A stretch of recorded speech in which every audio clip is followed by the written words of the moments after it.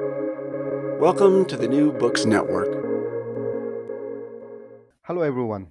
Welcome to New Books Network. I'm Gabriel, the host of this channel, and today I'm here with Dr. Gabriel Levy to talk about his book Beyond Heaven and Earth: A Cognitive Theory of Religion. Now, this book has been a fascinating book for me, and also something which caught my attention because of cognitive theory, and also into how the book has been constructed by using works by Donald Davidson. So I'm sure that as we explore this work and as we explore this book, we will all be enriched by this wonderful work that Dr. Gabriel Levi has done. So let me straight away go into to the author himself and ask Dr. Levi, tell me something about yourself. Okay, thanks for having me here, Tia. I'm happy to be here to talk to you about this and have a conversation. So, yeah, in terms of my background, I got a bachelor's degree in anthropology and religion from Dartmouth College in the States. And there were some really amazing people working there in both those disciplines. Really great teachers that I had there, and basically that kind of set my standpoint up for my future work. I consider myself an anthropologist of religion, basically. Um, but it's channeled through this Davidsonian approach that I'm sure we'll get to. Um, and then at grad school, I moved to California and took a PhD up at University of California, Santa Barbara. And I also did some years work at Berkeley, which is the same system because that's where Davidson was teaching at the time towards the end of his career. I mean, he taught there his whole life, but he was basically emeritus at that point. And I started in 1999 in grad school, and that was basically the tail end of critical theory and the influences of the great French post-structuralist tradition. Not that that's finished, at this point, but an alternative was kind of creeping up in those years, and that was this cognitive approach, basically. And I was sympathetic to both traditions, if you want to call it that. And that was due to this basically Davidsonian monistic approach that doesn't discount the material level. So it caught my attention, this cognitive approach, and I moved to Denmark towards the end of writing my dissertation, which was on biblical prophecy. And I got involved there with a lot of the first generation people working in the cognitive science of religion, this like kind of subfield.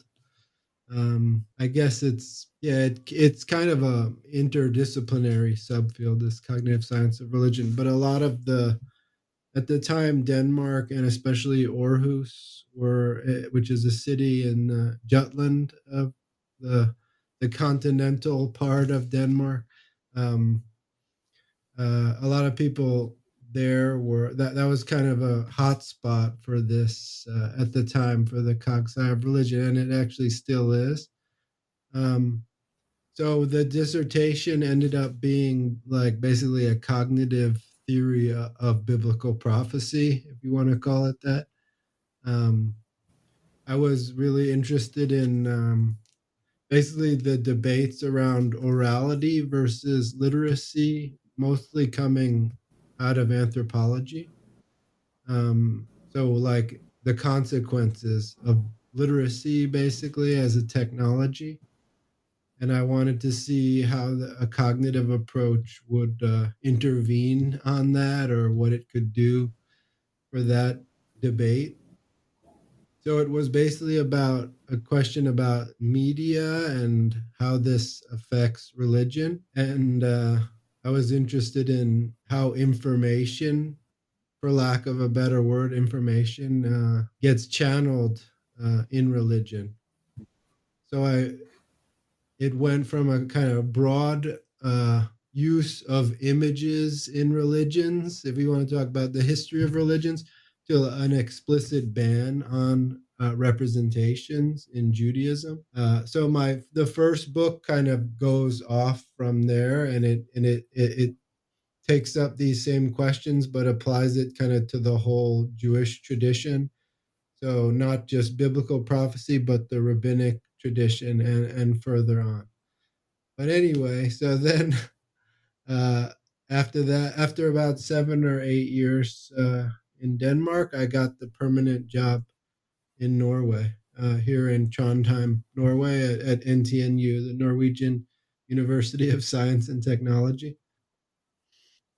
Thank you very much. I think in your explanation, you have also talked about how you have come about to this very book. So I think that was also kind of fascinating to hear your intellectual journey in that sense. So that was quite interesting. So let's straight away go into the book itself and the discussion there. And that is where, first of all, I would like to ask about your use of Donald Davidson anomalous monism. Now, I think initially you talk about this very aspect of metaphysics, why metaphysics matters. Then you discuss Donald Davidson work. So, can you elaborate more on this aspect?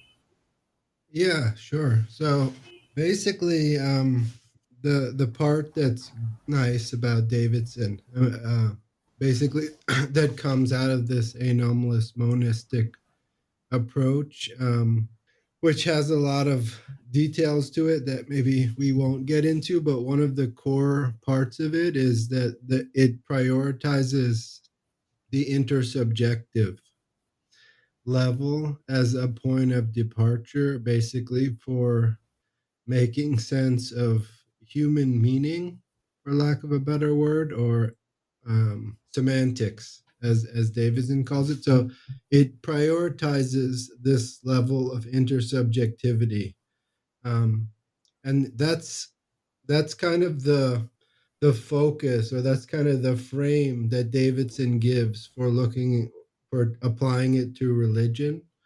Um, Basically, it leads to uh, in the book, I say it's similar to what people are today calling like a flat ontology, uh, in the sense of that you kind of have to have a very kind of wide view on what you accept as ontological reality. I'm more inclined to go with Quine, one of Davidson's mentors was this guy Willard Quine, and he called this ontological swelling, basically, when he talked about it.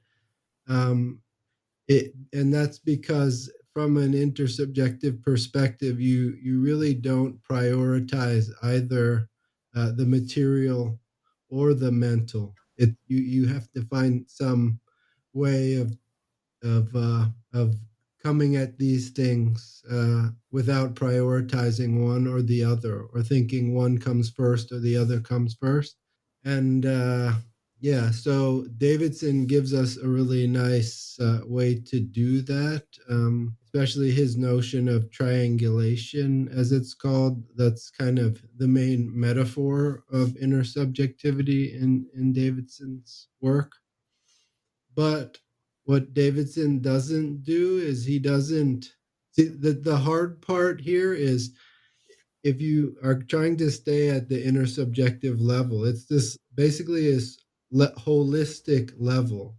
What people call the like global supervenience of the mental level.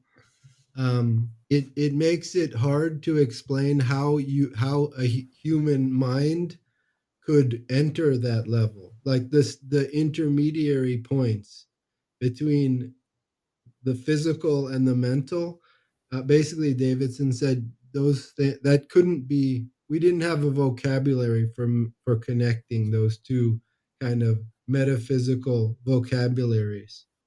Um, And what that means is basically he made no attempt, and basically no one in this Davidsonian tradition in the study of religion does it, of trying to account historically or even evolutionarily how you can go from one from basically a creature that doesn't, you could say, have language or doesn't have semantics to a creature that does. So part of what I'm doing in the book is trying to give as best I can an evolutionary story, an evolutionary account of that, which is, maybe it's impossible. I mean, a lot of people would say you can't. It's not really possible, but I mean, I think you can improve the vocabulary in kind of trying to connect the dots. And a lot of in the book, I make the case that this form of cognition, cognitive science, inactive cognition, it's called an active approach, gives a lot of nice terms and nice theories for trying to connect those dots. That's true. I mean, anomalous monism in a sense is a philosophy of theologism in a sense where one doesn't collapse to the other, and I think you have kind of expounded it in proper way, and also at the same time your project is kind of clear in the book itself. So you talk about this triangulation, where Davidson talk about this one. So what is this idea of triangulation? How does it work?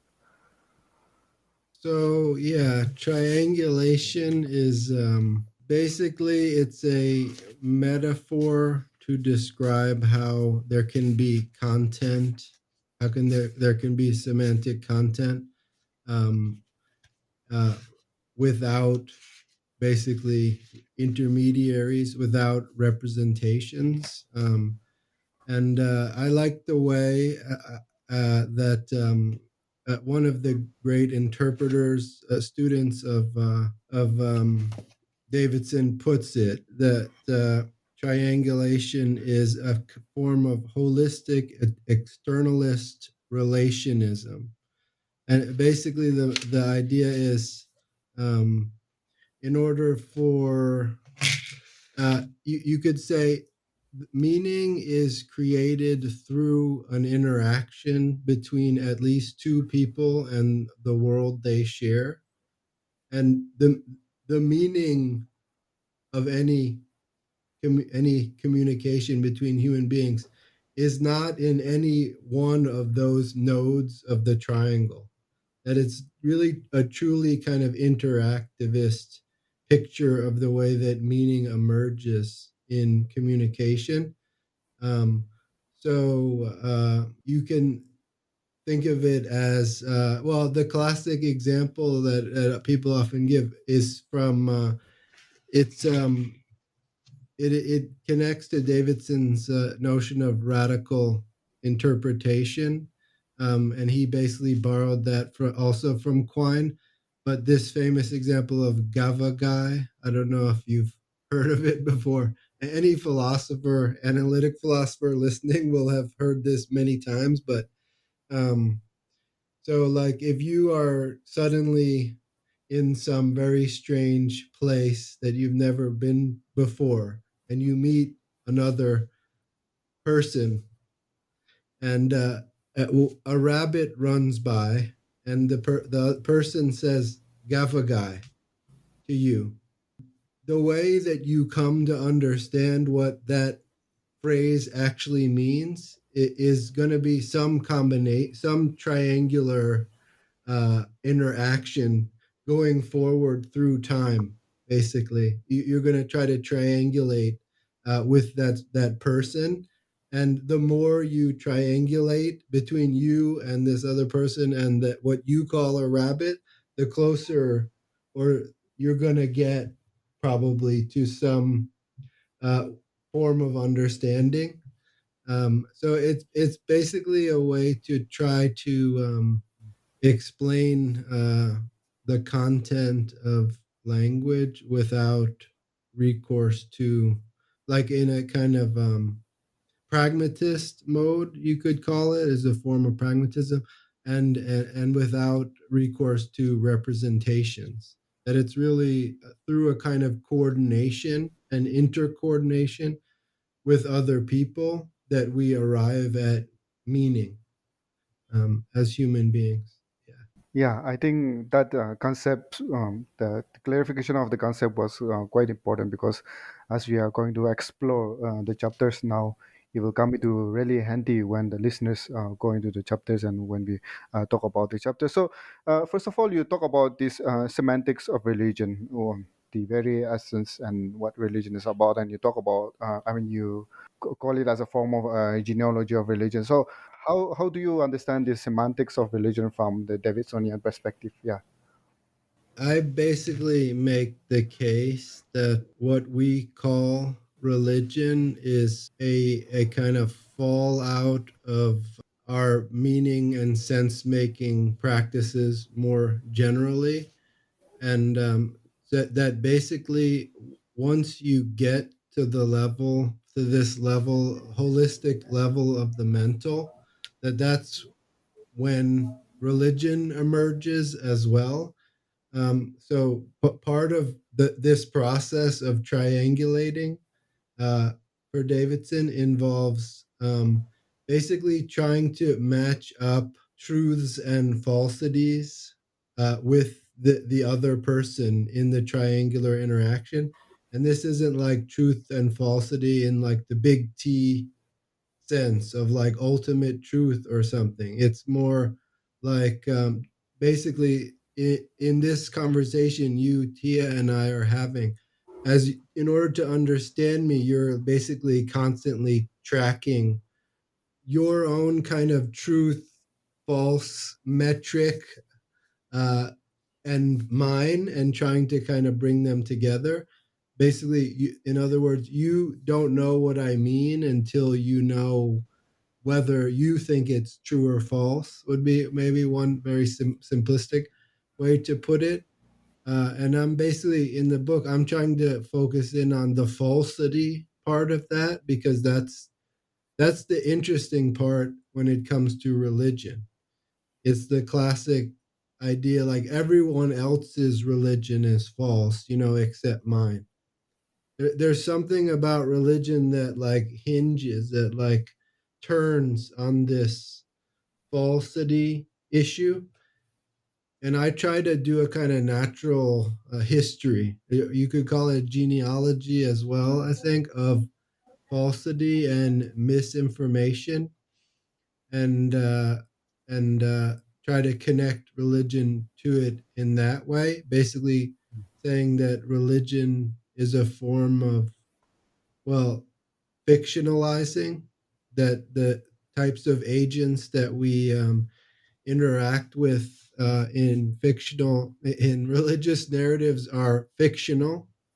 So like religion is a subclass of fiction, but at the same time fictional agents are potentially real, in the sense, this pragmatic sense that we've been getting at from this intersubjective level. You can say that these fictional agents are real, and that opens the potential for them to be used in religions. So basically, religion is a fallout of this, of our ability to make sense of things around us. And we will never get beyond that because in order to think, we need these fictions and we need falsities.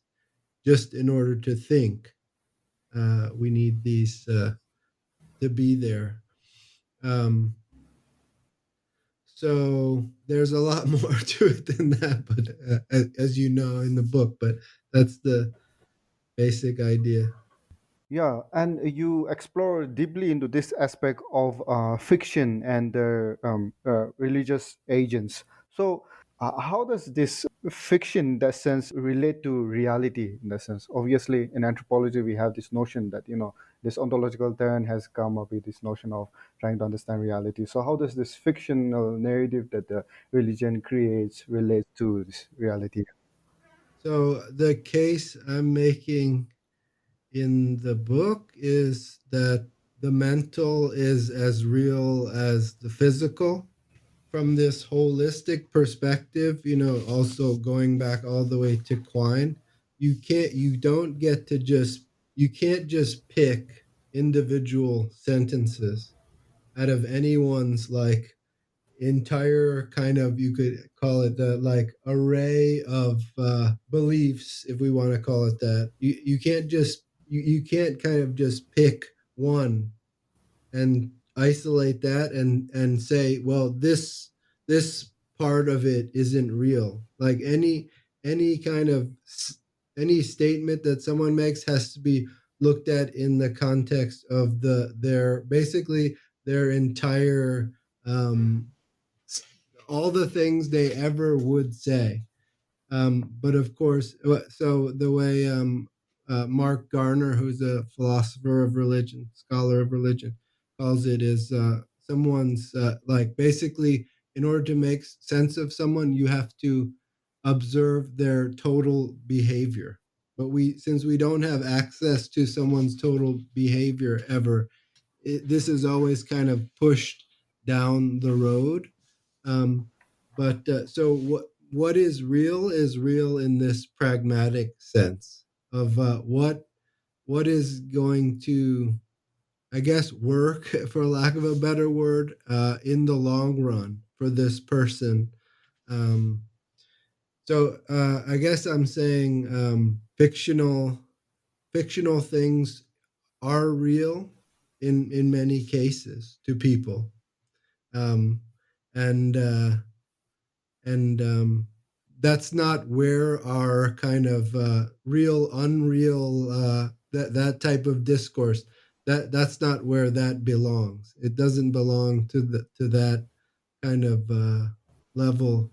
um, so something, the example in the book, that I'm kind of thinking about is like someone like Mickey Mouse, or the certain popular cultural fictional agents. And I don't see any reason why we can't consider those things real. And then the next question is, how do those characters connect to religious characters? And but cognitively and semantically, in terms of the sense making of these agents, they're just as real as any other type of agent, I think. Yeah, yeah. Thank you for that. Yeah, and you also talk about where you say that the distinction between fantasy and reality is something which is not in porn. Now, I want you to elaborate more on that. How does this distinction happen in a person in a community then, if it is not in porn in a sense? Yeah, so I guess I talk about that most in this chapter on celebrity, the cult of celebrity, chapter 5, I think. But I think mostly we're taught to make that distinction. That mostly we learn these things from our parents and peers, to make those distinctions between fantasy and reality. Um, and that there's actually, that's not to say everything is cultural, because I think there is a kind of very immense kind of bedrock of shared, uh, we could call them universals, maybe, that human beings share across our entire species. There are minimal kind of layer of things that we're born with. Like here, I'm just thinking of Cecilia Hayes's book, Cognitive Gadgets, which I really like, which she kind of makes that point where she's doing something similar, trying to say that there's this kind of uh, there are some things that we're born with, but for the most part, we acquire kind of cultural gadgets over the course of our lifetime. And basically, this, I would put this distinction between fantasy and reality into that category, that it's something we are trained to uh, to do by the culture that we're born in. Um, and and I think there's been a tendency, like in for because I guess anthropology and the study of religion originated mostly in Europe, to kind of go out into the world and kind of think of our own fantasy reality distinction as the natural one, and kind of not recognize that it could be shaped in different ways in other cultures. On chapter 3, you talk about information. Now, I wanted you to elaborate more on this one, where, in terms of the anomalous monism, taking Davidson point, and, in terms of how you understand it evolutionary, how information gets generated and used. So, can you elaborate more on this aspect? Yeah, that's really that's the toughest, strangest chapter. I mean, I know it's a strange book all around, but that was particularly difficult one, because that's the one where I'm trying to do that thing that we started the talk with, which is try to make these kind of uh, in a sense paradoxical bridges between what I'm calling like natural information and the semantic level of information, if you want to call it that. I mean, I have a close academic friend who's very suspicious of this idea of information. And I think it's for I am too, but I just don't really see a way around it, because I'm trying to tell this natural evolutionary story about how we got to this semantic level, which doesn't isn't about information.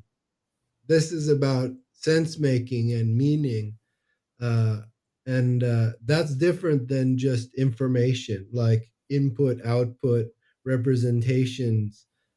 So, but we had to get there somehow. And if you look at, for example, other animals, it's hard not to describe their communication systems using this concept of information.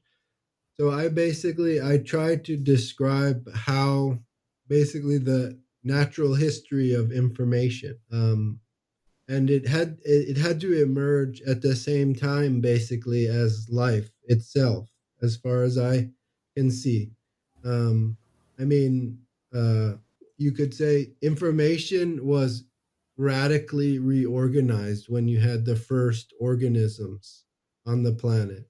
I mean, DNA, for example, is a type of information, for lack of a better word.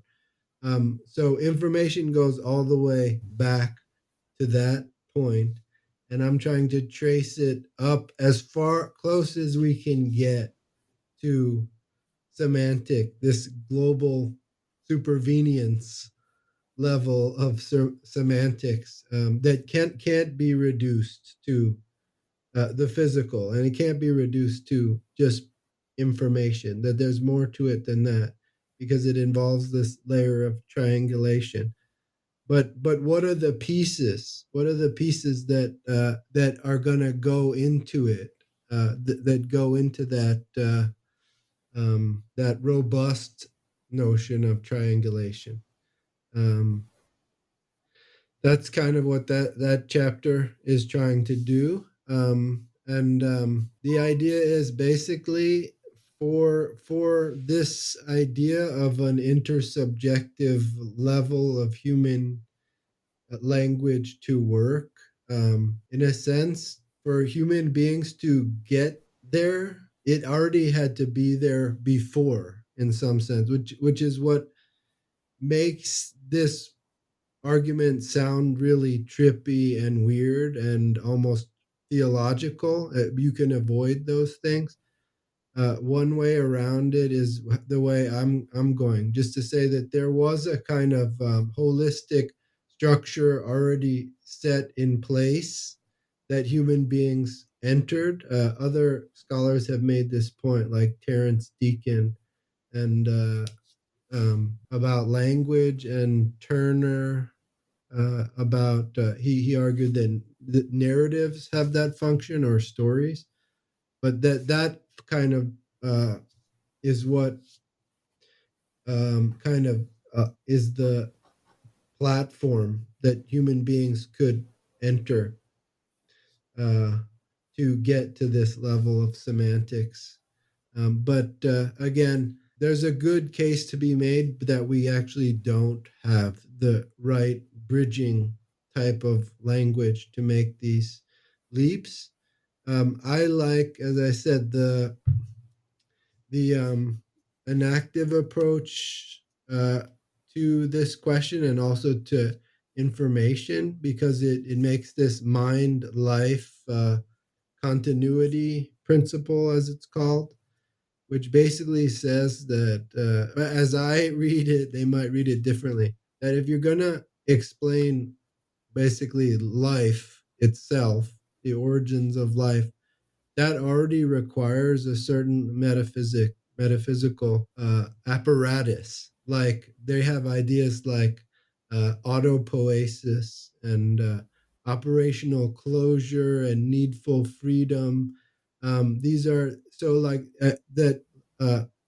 To account for life, you're going to need these kind of overarching principles that are already there, and something like that is going to also be part of the explanation for how we enter into this intersubjective level, to keep it short. Yes, yeah. In chapter 4, you talk about language and thought. Now, our language have to, represent something, and our thought have to signify certain aspect of the reality in that sense. And you talk about this where language as an improvised triangular interaction. Now, I think in terms of how language and thought works and how it is understood in the Davidsonian perspective and how you explore, can you expand more on this very aspect of language and thought in that sense? Yeah, so that's that chapter. It starts with this really interesting experiment that Stanislav Dehaene and his colleagues did, and he's basically the world expert on the neuroscience of literacy, and he's also interested in mathematics, the neuroscience of mathematics. And it turns out that basically learning how to do math the way we do it here in the West, or probably now throughout the world, but this mathematical the mathematical theories that we use in the West, that it actually changes how we conceive of numbers. It shapes how we understand how numbers relate to one another. Um, the reason that's in there is because that chapter, I'm trying to make the case that um, our education systems are what really shape our minds, and they have these radical uh, consequences in terms of how they shape our minds. That it can be so fundamental that it changes the way that we think of that numbers relate to one another. And the idea is like mathematical concepts. This also goes back to Quine as well, are just like all those other concepts. Like uh, they're also no more real or less real than, as Quine says, the gods of Homer. They're like these theoretical posits. Um, so they also kind of belong to this like intersubjective level that we're talking about. Um, and that that's that's what I that from there I try to I think this is kind of what this ancient medieval text that I look at in that chapter is after, basically, this text called the Sefer Yetzirah, that this is the kind of this is what they're tripping out on in that text is the relation between basically these relatively recently discovered mathematical tools, their own minds, and the cosmos. Basically, these three, that the relation between these three things is what they're tripping out on to a very large extent. To make it more concrete in the sense, I wanted to expand it in the sense of this one, where it's like the way we describe nature from, let's say, the physical point of view. Say, for example, some people will say that the nature is written down in the language of mathematics, something like that, right? But then again, the way we as people describe nature is in a very in a social manner. It's very different in a way how we describe it. So how does this two come together in the sense of the physical description and the mental description of the natural world or the nature? How does these two interact? Yeah. Yeah. I see what you mean.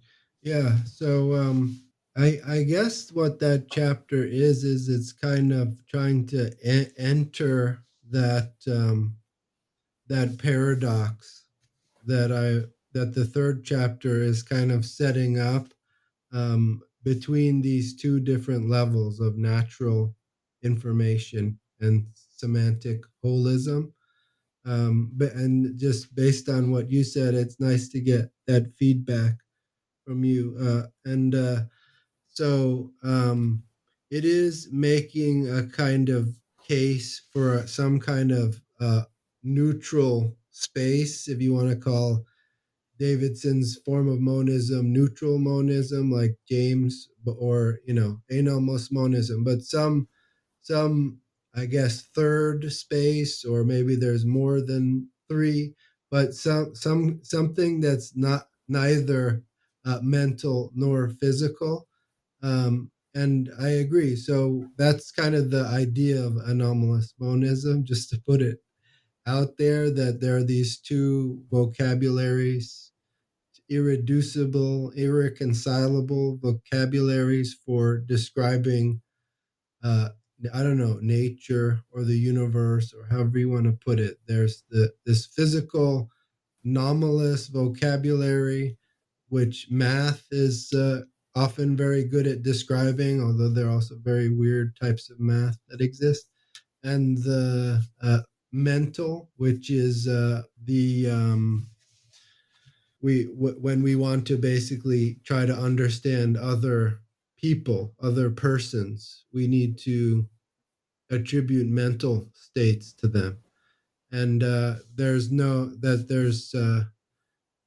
bridging between those two domains, is basically the point of anomalous monism. And so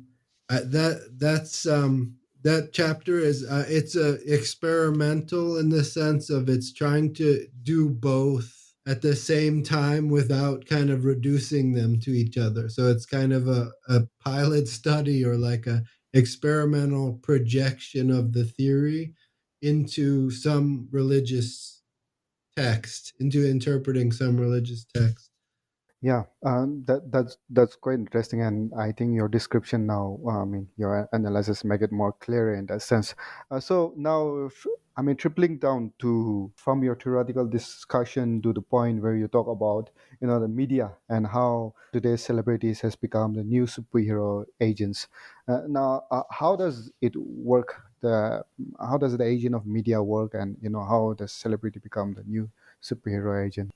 Yeah. So yeah, the three final chapters are meant to be a kind of application of the theory, and it's trying to draw some strings back to the chapter on fiction, um, and basically make the case that modern forms of media, I'm sure I'm not the only one to say this, but have been very good at something very specific, and that in terms of the context of the book, and that is manipulating light. And there I'm talking literally about light because that's very much what all these I don't know, visual regimes that we have that we're very focused on. This was a trend that kind of started,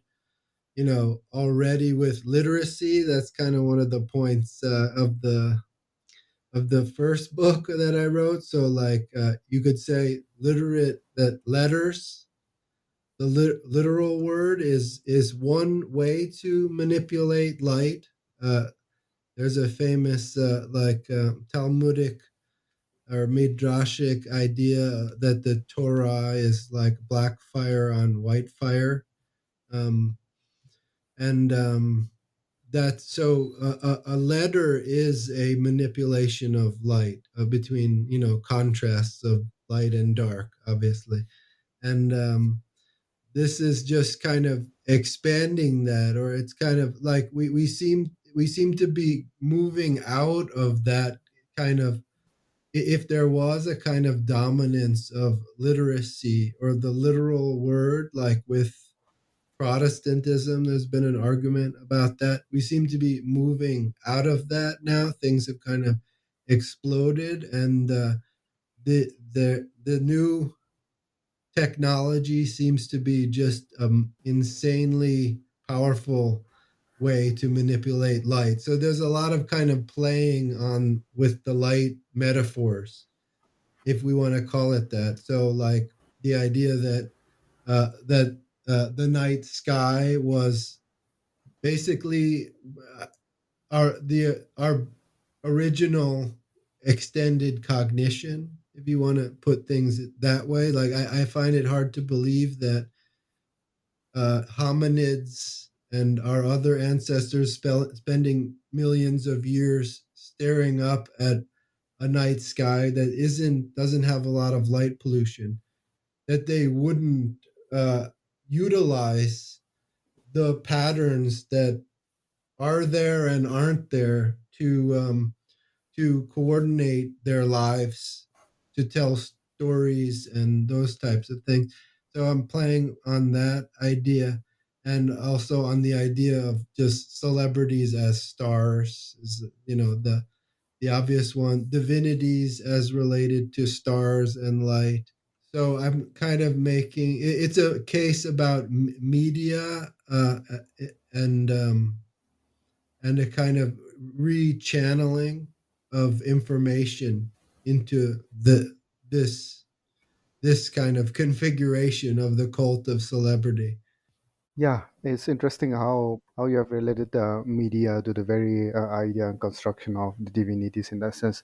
I mean, a very interesting chapter in that sense. So coming to the last chapter, and I think since our time is also running up, let this be the last question in that sense. And you talk about intimacy, intersubjectivity, and intimacy. And I think information is not just information, but also information is not just used in the subjectivity, but then you also talk about intimacy in the sense. So how does intimacy comes into the picture in terms of the the this is that you are talking about? Yeah.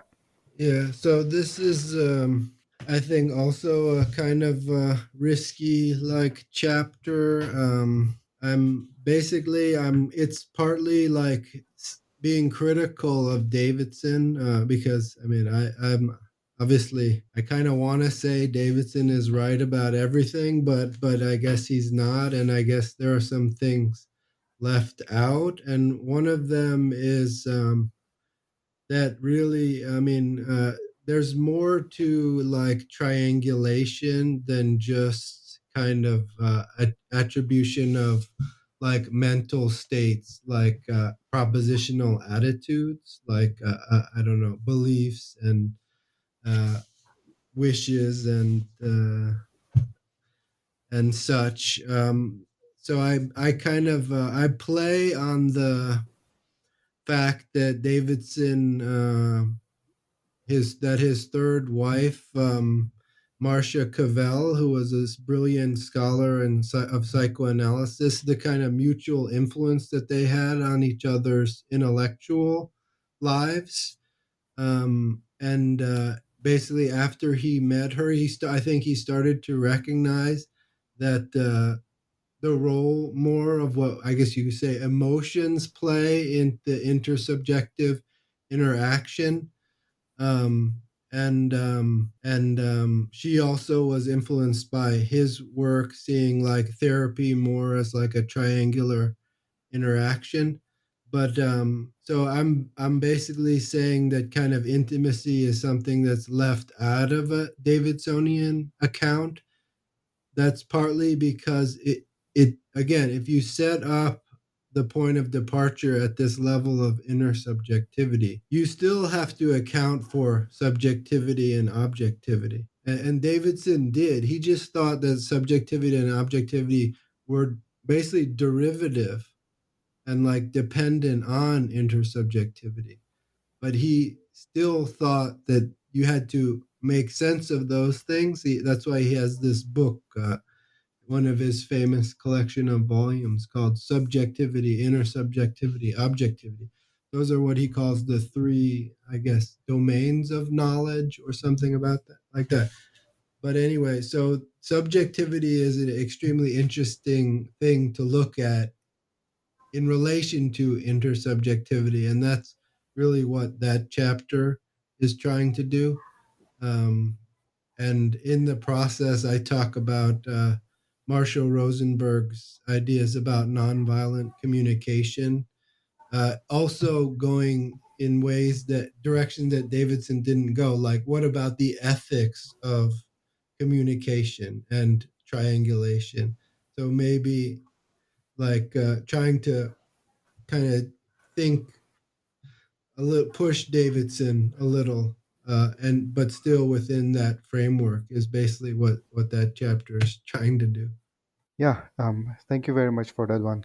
Is there anything that you want to say about the book, which I mean we have missed out in the conversation, or I haven't asked? Well, there's so many like moving pieces and parts to the book. It's kind of hard to say. I think we did a really I think we covered a lot of um, the the most important parts about it. I mean, one thing is I'm trying to make the case that basically we need to be more serious about incorporating evolutionary and cognitive approaches into the humanities, in ways that take seriously the irreducibility of a lot of the stuff we study as humanists.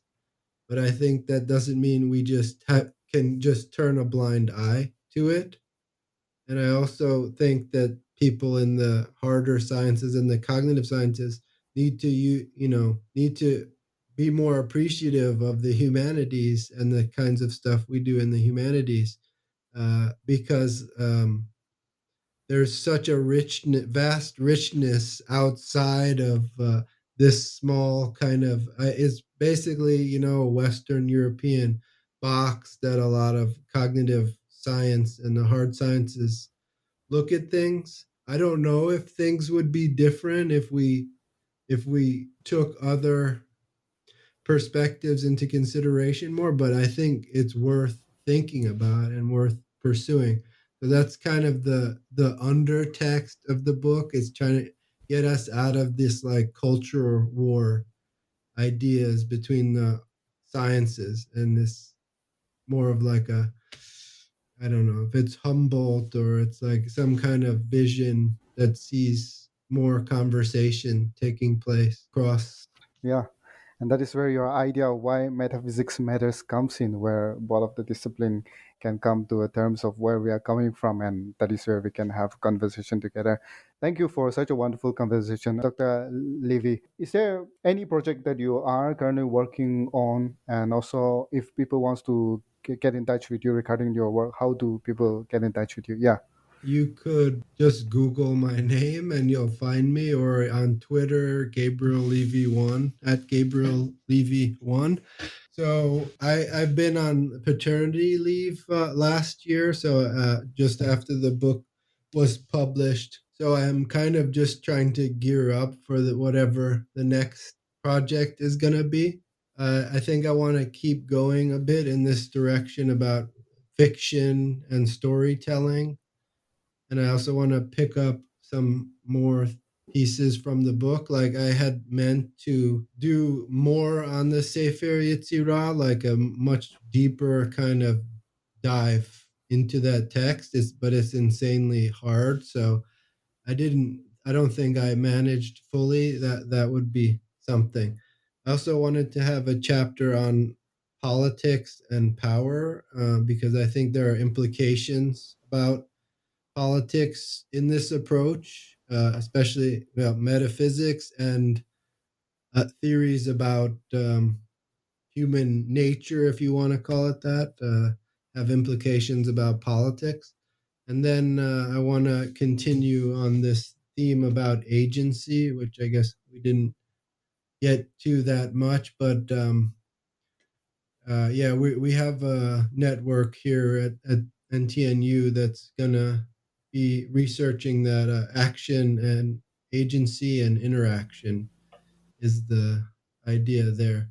But yeah, I'm just basically taking a breath right now after my paternity leave, and then seeing what's gonna come from here. Yes. Thank you very much, Dr. Gabriel Levy. And I'm sure to the listeners, I'm sure you'll all chip in this very conversation that is flowing on through this very book. And once again, I thank Dr. Levy for being here and thank you very much and take care. Yeah. Thanks for having me. See ya. Take care.